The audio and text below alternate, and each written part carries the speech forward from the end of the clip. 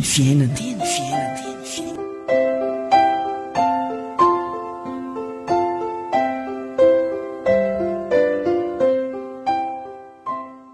Koa amin'izany dia tsy manan-kalahatra ianao raha lehilahy.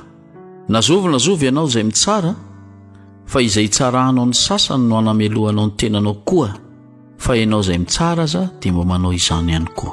Amen. Romanina 4:1.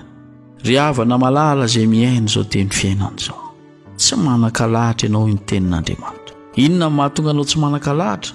Izao ilay izy. Vao mitsara olona ianao dia tsarain'Andriamanitra koa. Vao manaratsy olona ianao, aratsian'Andriamanitra koa. Vao manamelokolona ianao, melohan'Andriamanitra koa. Izay ilay hoe tsy manan-kalahatra, izay ataonao amin'ny hafa dia ataon'Andriamanitra aminao koa. Io fantatry Satana io fomba fiasan'Andriamanitra io. Ary satria fantatry Satana io, dia izao ny tanjon'ny Satana ny ahatonga anao ho very sy ho melohan'Andriamanitra. Dia izao ny ataony, aprisiany ianao hitsaratsara olona, aprisiany ianao hanenjika olona, aprisiany ianao hanamavo olona. Amin'izay fotoana izay rehefa tafiditra amin'izay fakapanahy izay ianao dia fantatry Satana tsara hoe ho melohan'Andriamanitra izy. Izay nge ny tena fifalian'ny Satana, ny ahatonga anao voaheloka eo anatrehan'Andriamanitra, ny ahatonga anao irehetan'ny fahatezeran'Andriamanitra, ny ahatonga anao ho kapohan'Andriamanitra. Io ny tena fifalian'ny Satana io. Tadidio fa ny ataon'ny Satana nge mampirisika anao fotsiny, andana mandehana ataovy tsy maninona, fosao aratsio, tsarao, enjeo. Faly Satana mampirisika anao dia avy koa ianao falifaly ery mandeha manao an'izay lalam-pahotany izay, kanefa tsy fantatrao fa ny tanjon'ny Satana dia ny hamelezana anao. Ho anao izay miheno ity tenin'Andriamanitra ity androany, fantaro tsara azy fa fetsy Satana, fetsy izy. Mba tsy tenenana hoe fetsy lavitra no ianao ary izy.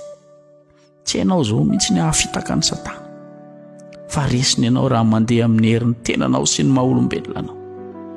Androany dia fantaro ry havana izay miheno ity tenin'Andriamanitra ity. Tsy anjarako, tsy anjaranao, ary tsy manan-kalahatra ny amin'izany eo. Tsy anjarantsika ny mitsara olona, na hitsara ny vadinao io, na hitsara ny zanakao io, na hitsara ny mpiara-manompo aminao io, na hitsaratsara ny mpiara-miasa aminao izy. Tsy anjarako izany, tsy anjaranao. Ny anjarako sy anjaranao aza dia ny manoro hevitra mitsara, mitarika an'ilay olona amin'ny lalana tsara, ary mivavaka ho an'ilay olona mba handrosony amin'ny tsaratsara kokoa.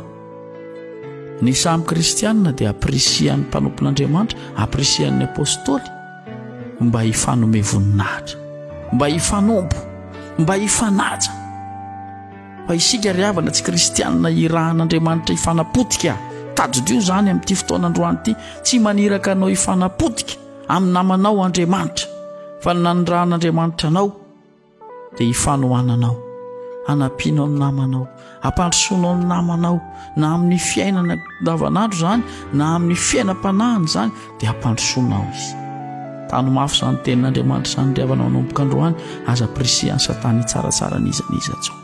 An'Andriamanitra ny fitsarana, apetrao ampelam-tanan'Andriamanitra ny fiainan'ny olona, apetrao ampelam-tanan'Andriamanitra ny fiainanao, ary toroy ny filazantsara fa izany na ny raha ny tompo anao. Amen.